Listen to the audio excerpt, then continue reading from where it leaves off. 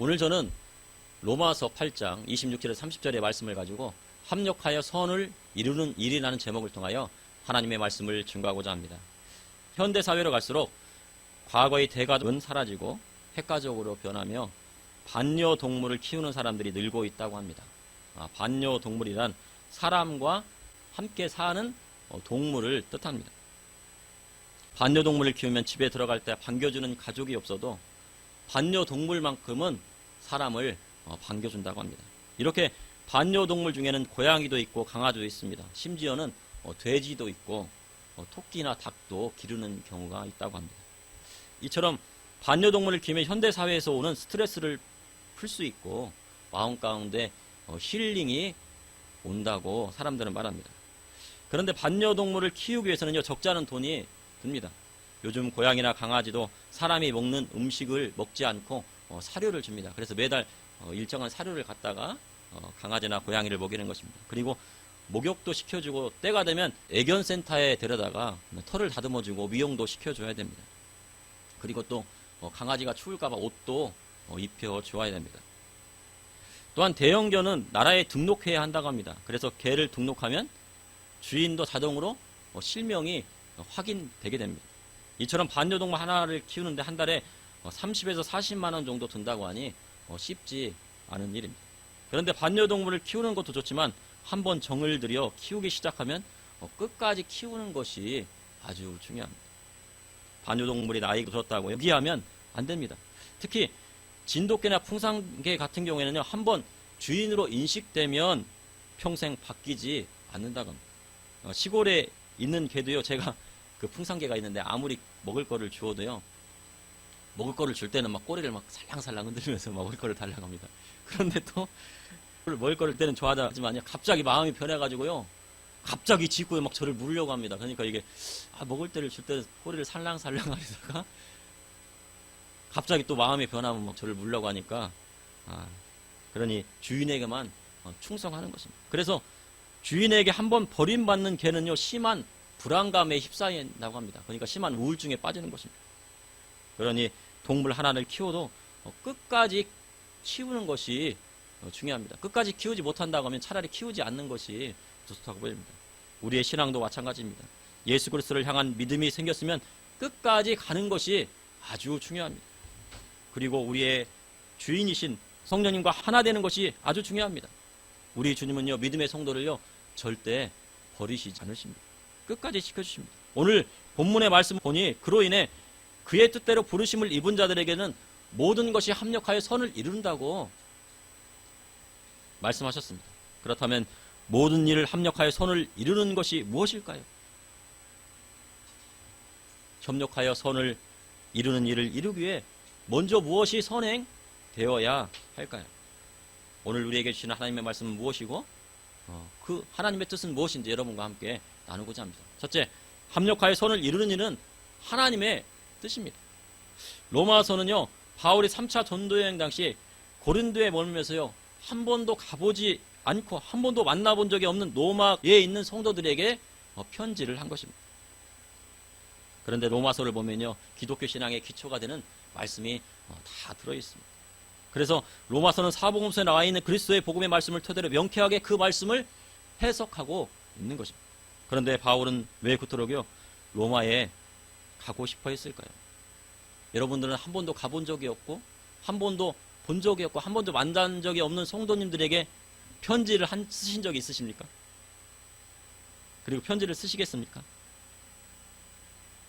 바울은요, 로마에 있는 성도들의 소식을요, 고린도에서 오는 성도들에게 종종 들었을 것입니다.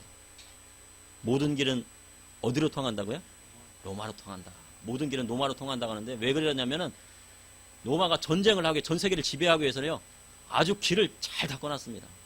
그러니까 전쟁하려고 그 길을 막 딱 뚫어놓은 거예요. 어제 전쟁이 났다가 바로 그냥 출동해가지고 거기서 전쟁을 하고 그냥 평정을 시키는 겁니다. 그래서 길을 아주 잘 닦아놨기 때문에 모든 길은 로마로 통하는 것입니다. 그래서 모든 길이 다 로마로 연결되어 있습니다. 그러니 사도 바울이 복음을 두고 로마에 가서 복음을 증거하면 그 길을 따라 전 세계로 복음이 증거될 수 있다고 생각한 것입니다. 현재 전 세계가 영어를 다 쓰고 있습니다. 그래서 영어를 하면요, 유럽을 가도요, 부족함이 없습니다. 다 소통이 됩니다. 그래서 영어를 해야 지금은 전 세계 나가 복음을 증거할 수 있다고 말을 합니다. 로마서 1장 11절에 내가 너희 보기를 간절히 원하는 것은 어떤 신령한 은사를 너희에게 나누어 주어 너희를 권고하게 하려 함이니. 또한 바울은 로마에 있는 성도 보기를 간절히 원한 것은 바로 신령한 은사를, 어떤 신령한 은사를 나누어 주기 위함이라고 말씀하고 있습니다. 은사란 것은 하나님께서 값없이 우리에게 주시는 것을 말합니다. 그래서 은사는 구원도 은사고, 그리고 성령도 은사고, 영생도 은사고, 천국도 은사가 되는 것입니다. 그래서 믿음의 성도는 뭐를 받아요? 은사를 받아야 돼요. 그리고 직분도 은사입니다. 은사가 없이는 직분 받을 수가 없습니다. 또한 믿음도 은사고, 직분도 은사고, 봉사도 은사입니다. 지혜의 말씀도 은사고, 지식의 말씀도 은사입니다. 병 고치는 것도 은사입니다. 방언하는 것도 은사고, 예언하는 것, 방언 통역하는 것도 은사에 해당됩니다. 그럼 사도 바울이 무엇 때문에 신령한 은사를 나누어 주려고 했을까요? 그 이유는 바로 그리스도의 복음을 세상에 전파하기 위함이었습니다. 로마의 성도들은요, 유대인도 있었고 헬라인도 있었고, 유대인 성도에게는 하나님을 사랑하지만 그리스도의 복음을 잘 알지 못하는 성도들로 있었습니다. 그리고 헬라인은요, 그리스도의 복음은 알지만 이방인의 문화에 섞여 있었습니다. 그래서 참된 그리스도의 복음을 증거해야 할 필요가 있었습니다. 유대인이나 헬라인이나 성도는 그리스도 안에서 모두 하나고 한 형제 자매가 되는 것입니다. 그러니 그리스도의 복음으로 협력하는 것은 하나님의 뜻이 되는 것입니다. 로마서 8장 1절에서 2절에 그러므로 이제 그리스도 예수 안에 있는 자에게 결코 정죄함이 없나니 이는 그리스도 예수 안에 있는 생명의 성령의 법이 죄와 사망의 법에서 너를 해방하였습니다. 그리스도 예수 안에 있으면요, 결코 정죄함이 없는 것입니다. 이는 생명의 성령의 법이 죄와 사망에서 우리를 해방하셨기 때문입니다.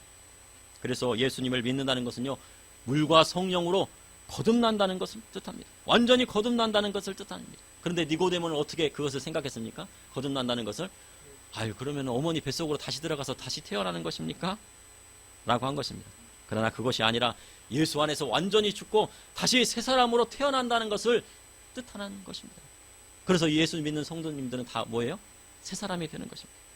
에베소서 4장 22절에서 24절에 오직 너희는 유혹의 욕심을 따라 썩어져가는 구습을 따르는 옛사람을 벗어버리고 오직 너희의 심령이 새롭게 되어 하나님을 따라 의와 진리의 거룩함으로 지으심을 받은 새 사람을 입으라 하셨습니다. 예수님을 믿으시고 옛사람을 다 벗어버리셨습니까? 옛사람을 다 벗어버리셨습니까? 이전에 행했던 세상 모든 것 다 벗어버리셨습니까? 이는 예수 믿기 전에요, 세상들처럼요, 육신의 정욕대로 돈 좋아하고 술 좋아하고 세상 쾌락 좋아했는데 그것을 다 던져버렸다는 뜻이 되는 것입니다. 그런데요, 에베소서에 기록된 하나님의 말씀에는요, 더 큰 의미가 담겨져 있습니다. 앞서 말했듯이 옛사람이란 유혹의 욕심을 따라 썩어져간 구습을 따르는 사람을 뜻합니다. 당시 로마 시대에는요, 사람을 살인하게 되면 그 죽은 자를 살인자의 등에 업히고 그것을 꽁꽁 묶어 놓았다고 합니다. 그렇게 살인자는요, 그 시체가 썩어지면 벌레가 생기고 고약한 냄새가 나도요, 죽을 때까지 그 죽은 사람 어떻게 해요? 등에 메고 다녀야 되는 거예요. 그 등에 메고 다니는 그 죽은 사람이 누굽니까? 바로 옛사람입니다. 그래서 사도 바울이 옛사람을 벗어 번지라는 건요, 그 죽은 사람을 버리고 새 사람이 되라는 뜻입니다. 그러니 옛사람이 되라 하면 그 로마에 있는 성도들이나 에베소에 있는 사람들이요, 귀에 싹 들어오죠. 아, 그 얘기를 하고 있구나. 그러니 믿음의 성도에게 옛사람을 벗어버리라 한 것은요, 이전에 있었던 죄된 속성을 모두 벗어버리라 한 것입니다. 우리는 때로는 성령 체험했다고 모든 죄성이 벗어진 줄 압니다. 아, 내가 성령 체험했으니까 내 죄성이 다 벗어났어. 그런데요, 성령 체험하고도요, 하나님 앞에 유혹의 욕심을 따라 썩어져 나가는 구습을 따르면 죽고 마는 것입니다. 로마서 8장 5절에 6절에 육신을 따르는 자는 육신의 일을, 영을 따르는 자는 영의 일을 생각하나니 육신의 생각은 사망이요 영의 생각은 생명과 평안이라 하셨습니다. 그 대표적인 예가 하나님 앞에 버림받은 사울왕이었습니다. 사울왕은요, 하나님의 기름 부음 받은 왕이었습니다. 그리고 하나님의 영에 기름 부음 받으면 어떻게 돼요? 하나님의 영에 충만하게 되는 것입니다. 그래서 신약시대에는 뭐라고 해요? 그 하나님의 영을 성령이라고 합니다. 구약시대는 뭐라고 해요? 하나님의 영이라고 합니다. 그러나 그가 하나님 앞에 순종하지 않고요, 선지자의 할 일을 대신하여서 제사드림으로 하나님 앞에 말씀을 어겼습니다. 그리고 아말렉 왕 아간을 죽이라고 했는데요, 아각을 죽이지 않았습니다. 살려서 왔습니다. 왜요? 야, 봐라, 내가 이렇게 아강을 잡아왔다, 백성들에게 보여주려고. 그리고 가축들을 모두 진멸하라 했는데 어떻게 했습니까? 가장 좋은 거, 가축에 좋은 거, 뭐 기름진 거 이런 것들은 다 잡아오고, 흠 있고 막 절름발이 이런 것들은 다 죽였습니다. 그러고도 사울왕이 하나님 앞에 회개는커녕 변명만 늘어놓았습니다. 그래서 하나님이 그를 어떻게 하셨어요? 버리셨고, 하나님의 영이 떠나져요, 악신이 이 사울왕을 지배하고 말았습니다. 이제 하나님께서 사무엘을 통해 사울을 대신하여 다윗에게 기름 부으셨습니다. 그러자 사울왕이 하나님께 기름 부음 받은 다윗을 쫓아갑니다. 쫓아가서 뭐 하려고요? 죽이려고요. 그러니 다윗이 어디로 갔어요? 라마로 갔습니다. 라마 나요스로 갔는데, 이 라마 나요스는 바로 사무엘의 고향이었습니다. 그곳에는 어디가 있어요? 사무엘이 있으니까 선지자 무리가 있죠. 지금으로 하면요, 그 선지자 학교입니다. 세상에는 선지자 학교가 있었던 것 같아요. 사무엘이 막 선지자들을 막 키우고 있어요. 나중에 뭐예요? 바알에게 무릎 꿇지 않은 몇 명이 있다고요? 7,000명. 사무엘상 19장 20절에 사울이 다윗을 잡으러 전령을 보냈더니 그들이 선지자 무리가 예언한 것과 사무엘이 그들의 수령으로 선 것을 볼 때 하나님의 영이 사울의 전령들에게 임하니 그들도 예언을 한지라. 사울이 다윗을 잡으려고 누구를 보냈어요? 전령을 보냈어요. 그 라마 나웃의 전령을 보냈더니요, 그곳에 간 전령들이 은혜 받고 예언을 합니다. 전령들이 뭘 했다고 은혜 받고 예언을 해요? 세 차례 보냈더니 그들이 다 예언을 해요. 왜요? 그곳에는 하나님의 영이 충만했기 때문에. 그러니 하나님을 제로도 믿지 않았던 누구도 예언하는 거예요? 전령도 예언해요.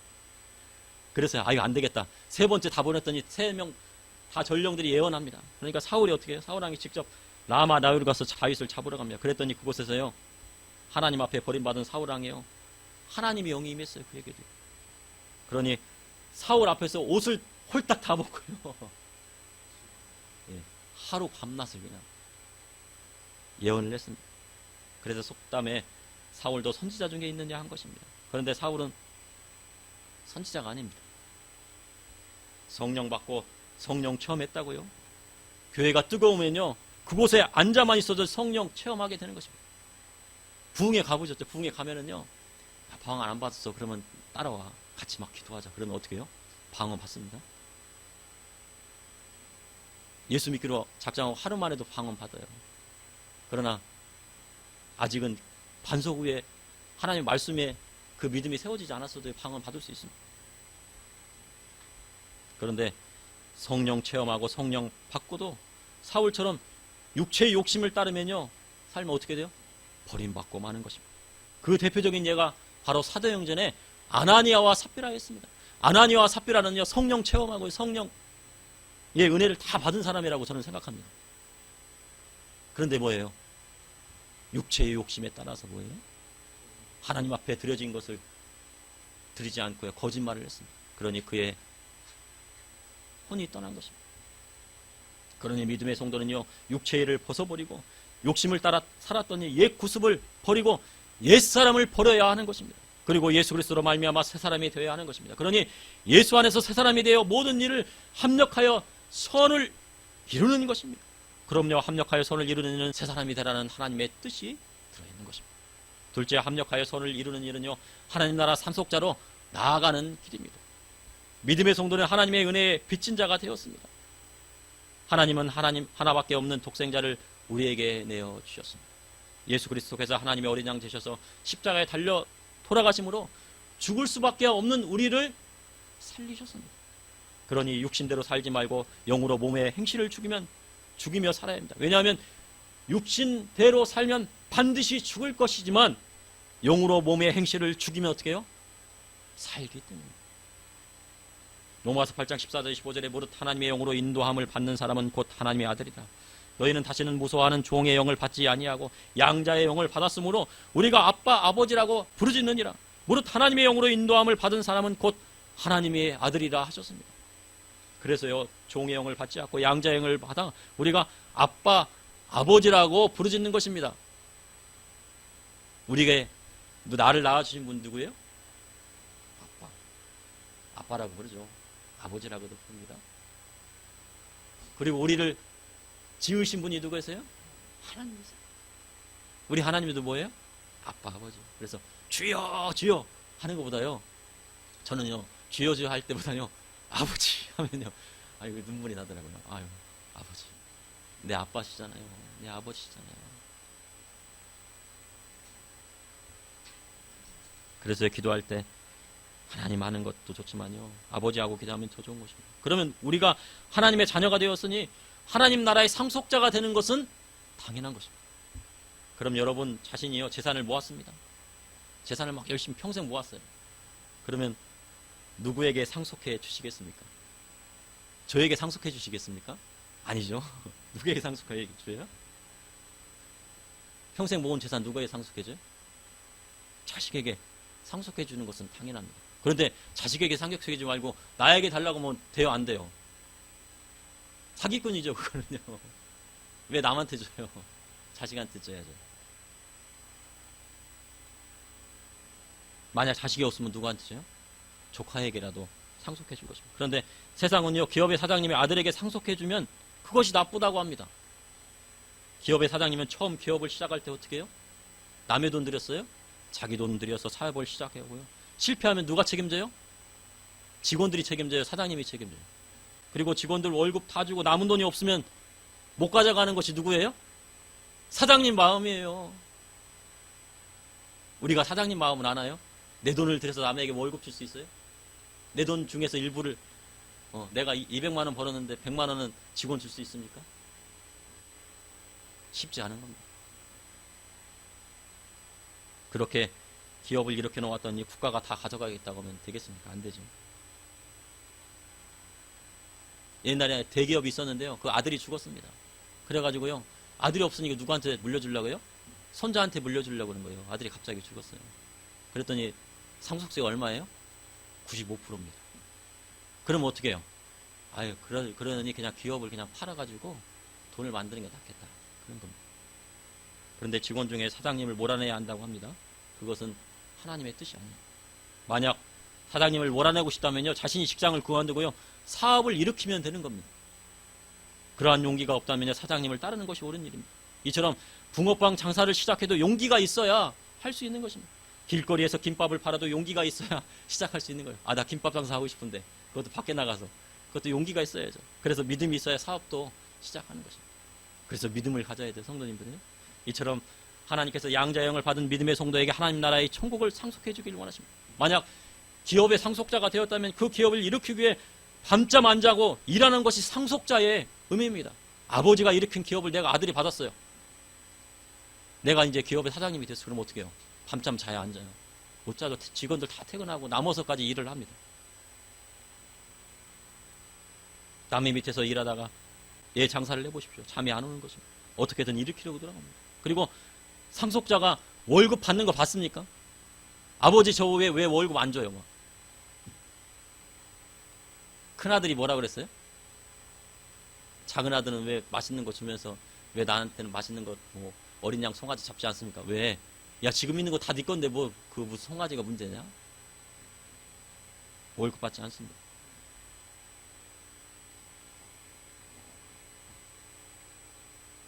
교회에서 봉사하고 월급 받습니까? 월급 받지 않고도 열심히 일해야 하나님 나라의 상속자가 되는 것입니다.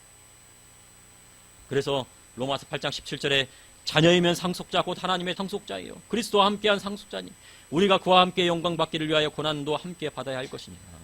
믿음의 성도는 하나님의 자녀요 하나님의 상속자예요. 그리스도의 상속자가 되었습니다. 그래서 그리스도와 함께 영광 받기를 위해서 고난도 함께 받아야 된다는 것입니다. 밖에서 노방정도 나갔더니요, 막 사람들이 막 욕해요. 막. 저는 지하철 아침에 타고 가면 누군가 이렇게 그 연세 많으신 그 전도사분이 여자 전도사님인데요, 막 복음을 증거하고 막 다니세요. 그러다가 가끔 막 누가 욕하면 어떡합니까? 왜 하나님 저 욕먹게 하십니까? 그게 아니고요. 하나님 주님의 이름을 위해서 제가 복음 전했다가 욕을 먹었으니 너무나도 감사합니다. 고난받게 하시니 주님 감사합니다. 라고 해야 성숙한 신앙이 되는 것입니다. 로마서 8장 18절에 생각하는데 현재의 고난은 장차 우리에게 나타날 영광과 비교할 수 없도다. 우리가 예수님을 믿음으로 현재 받은 고난은요, 장차 우리에게 나타날 영광과는 비교할 수 없는 것입니다. 우리가 보이는 것만 바라보면요, 우리에게 무슨 소망이 있겠습니까? 돈 쫓아가고 명예 쫓아가고 권력 따라가면요, 소망이 없는 것입니다. 그런데 믿음의 성도는 이 세상에 있는 돈과 권력과 명예 바라보지 않고요, 하나님 나라의 영광을 바라보며 나아갈 때 하나님 나라의 상속을 받게 되는 것입니다. 그래야 우리에게 소망이 있고 인내하고 참고 기다릴 수 있는 것입니다. 그러므로 합력하여 선을 이루는 일은 하나님 나라의 상속자로 나아가는 길이 되는 것입니다. 셋째, 합력하여 선을 이루는 일은 하나님의 형상을 회복하는 것입니다. 로마서 8장 26절에 이와 같이 성령도 우리 연약함을 도우시나니 우리는 마땅히 기도할 바를 알지 못하나 오직 성령이 말할 수 없는 탄식으로 우리를 위하여 친히 간구하시느니라. 만약 우리 가운데 부족함이 있으면요, 오직 성령이 말할 수 없는 탄식으로 친히 간구한다고 사도 바울은 말씀하고 있습니다. 그래서 믿음의 성도를 성령의 생각으로 인도하는 것입니다. 그리고 성령이 하나님의 뜻대로 성도를 위하여 간구하시는 것입니다. 로마서 8장 28절에 우리가 알거니와 하나님을 사랑하는 자 곧 그의 뜻대로 부르심을 입은 자들에게는 모든 것이 합력하여 선을 이루느니라 하셨습니다. 그래서 하나님을 사랑하는 자 곧 그의 뜻대로 부르심을 입은 자들에게는 모든 것이 합력하여 선을 이루는 것이 합당합니다. 이는 한 줄은 끊어지지만 세 겹줄은 어떻게 끊어집니까? 안 끊어진다. 전도서에 말씀하고 있습니다. 전도서 4장 12절에 한 사람이 패하면 한 사람이 패하겠거니와 두 사람이 맞설 수 있나니 세 겹줄은 쉽게 끊어지지 아니하느니라. 그러면 모든 일을 합력하여 선을 이루기 위해서는 먼저 어떻게 해야 하는 것일까? 믿음의 성도는요, 합력하여 선을 이루기 위해서는 어떻게 해야 돼? 먼저요? 하나님의 형상을 회복해야 됩니다. 육신의 생각으로, 육체의 소욕으로요, 세 명이 모여서 하면 뭐가 돼요? 망하는 거죠. 하나님의 형상과 하나님의 예수님의 그 성품을 뭐로 바뀐 사람 세 사람이 모여서 하게 되면 어떻게 돼요? 그것이 바로 합력하여 선을 이루는 일이 되는 것입니다. 로마서 8장 29절에 같이 합독하시겠습니다. 로마서 8장 29절 합독하시겠습니다. 하나님이 미리 아신 자들을 또한 그 아들의 형상을 본받게 하기 위하여 미리 정하셨으니 이는 그로 많은 형제 중에서 맏아들이 되게 하려 하심이라. 우리 예수님이요, 영적인 장자이십니다. 맏아들이십니다. 우리 예수님을 맏아들로 세우신 이유가 무엇입니까? 그 아들의 형상을 본받게 하기 위하여입니다. 바로 하나님의 형상을 회복하기 위해서입니다. 예수님의 성품을 담기 위해서입니다. 교회에 많은 사람이 예수님 믿는다면서요. 저도 마찬가지였어요. 제가 예수님 믿는다고 하면서 제 자신을 보면요, 예수님의 성품을 닮아가지 못했어요. 하나님의 형상을요, 제 사는 것을 보면 하나님의 형상을 회복하지 못한 것입니다. 예수님의 성품을 닮아간다는 것은 무엇입니까? 나보다 남을 낮게 여기고요, 주님 말씀 따라요, 다른 사람을요, 겸손히 섬기는 것입니다. 부자라고 잘해주고 가난한 사람이라고 멸시하고 그런 것이 아니라 부자나 가난한 자나 똑같이 형제로 여기는 것입니다. 그리고 자신이 대접받고 싶은 대로 남에게 대접해 주는 것입니다. 어느 곳에 가든지요, 예수 믿는 사람은요, 모든 사람에게 다 잘해줘야 돼요. 아유, 나한테 잘해준다고 잘해주는 게 아니고요, 나한테 잘해주지 않아도 잘해줘요. 왜요? 예수님께서 뭐라고 했어요? 원수도 먹이라고 했잖아요. 맨뺨을 치면은 오른뺨을 돌리더라고 했잖아요.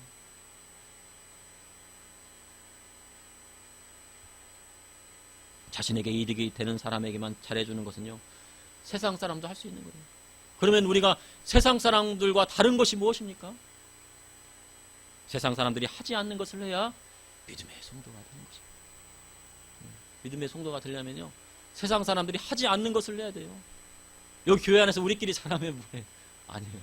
세상에 나가서도 그리고 여기 교회 안에서도 믿음의 성도끼리 서로 교제하고 코인회를 해야죠. 잘하는 거 중요합니다. 그리고 세상 밖에 나가서도 그리스도의 복음을 위해서 그렇게 하는 것입니다. 하나님의 축복을 받으시고 싶으십니까? 그러면요, 냉장고 문을 열어서요, 남에게 대접하는 사람이 되면 됩니다. 그렇다고 해서요, 저에게 그것을 대접하라는 것이 아니고, 여기서 대접하라는 것이 아니고요, 세상에 나가서 믿지 않는 부모, 형제 초대해서 대접하라는 거죠.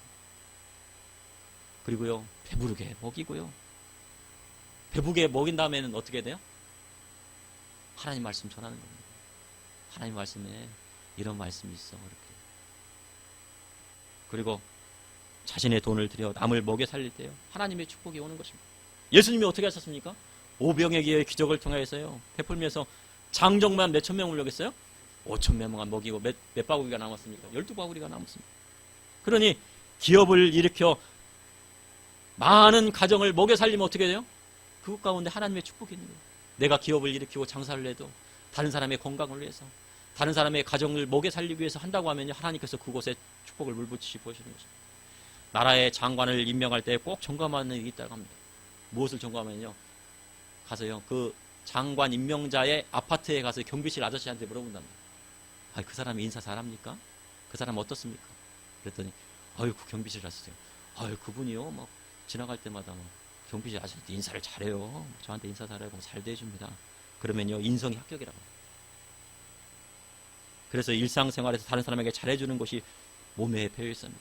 한마디로요, 매너가 있어야 한다는 것. 부한 사람이나 가난한 사람에 한결같이 잘 대해주는 것이 주님의 뜻이 되는 것입니다.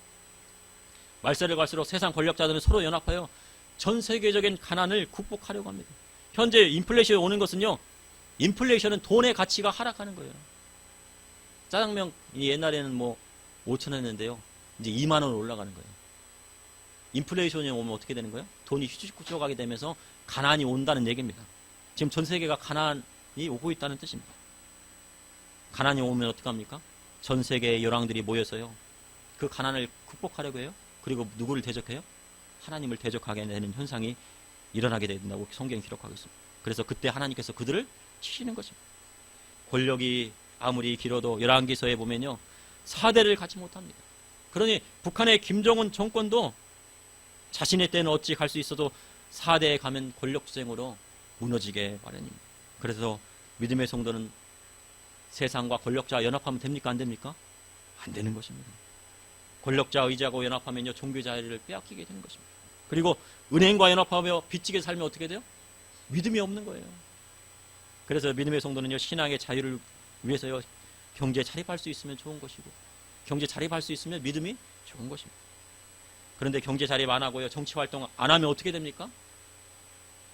다니엘의 때와 같이 되는 겁니다. 다니엘이 왜 그랬습니까? 최고의 총리의 자리에 오르니까 어떻게 해요? 그 자리에서 끌어내리려고 시기 질투와 정치 싸움이잖아요, 이게요. 그래서 어디 들어갔어요, 다니엘이요? 사자굴에 들어갔죠. 앞으로의 시대는요, 믿음을 지키려면요, 정말 사자굴에 끌려 들어가야 할 때가 올 수도 있는 거예요. 말세로 가면 그렇게 되는 거죠. 초대교회 때 어디로 들어갔어요? 자기 신앙을 지키기 위해서 토굴로 들어갔습니다. 그래서요, 무엇보다 믿음의 성도는 가족끼리 연합을 해야 돼요. 가족끼리 등지고 살면 안 됩니다. 연락 안 했던 우리 형제나 뭐 자매가 있으면 연락하셔야 돼요. 연락해가지고 안부도 물어보고 서로 하고, 사과 두 쪽에 있으면 하나는 가족끼리 나눠 먹고 그래야 돼요. 그러고 살아야 돼요. 그리고 또 성도 간에 믿음으로 또 연합해야 돼요. 그리고 교회 간에도 연합해야 돼요. 이런 개척교회들은 어떻게 해요? 큰 교회에 연합할 수도 있겠지만 작은 교회끼리 서로 연합하면요, 어려움이 없어요. 이렇게 그리스도 안에서 연합하려면 무엇이 우선입니까? 하나님의 형상을 회복하는 것이 우선이고, 예수님의 성품 닮지 않고서는 연합할 수가 없는 것입니다. 그래서 믿음의 성도는 예수님의 성품을 닮아야 하는 것입니다. 그러므로 합력하여 선을 이루는 일은 하나님의 형상을 회복하는 것입니다. 얼마 전에 러시아 종교의 사제가요, 우리가 이제 교회사를 보면은 동방교회가 서방교회가 있죠, 그렇죠?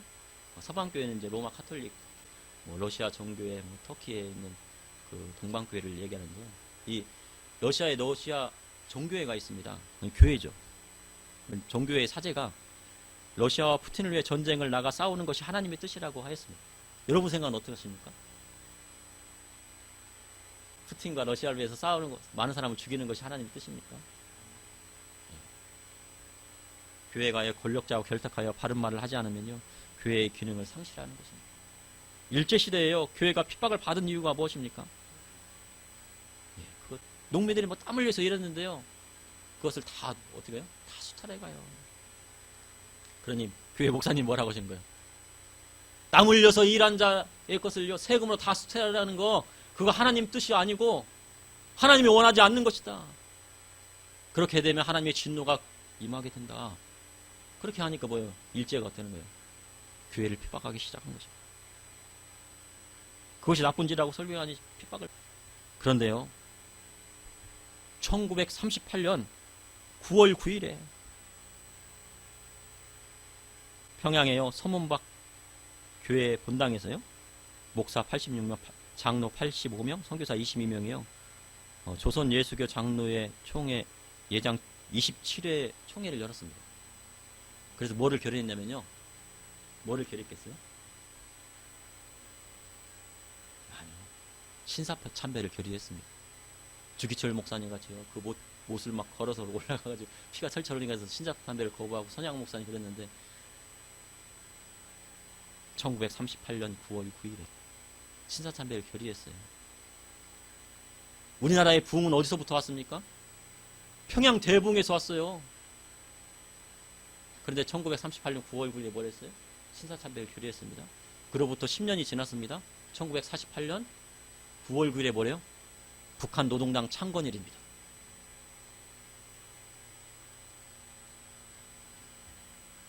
교회가 뭐를 받아들여요? 신사참배를 받았는데 그 땅이 뭐가 됐어요?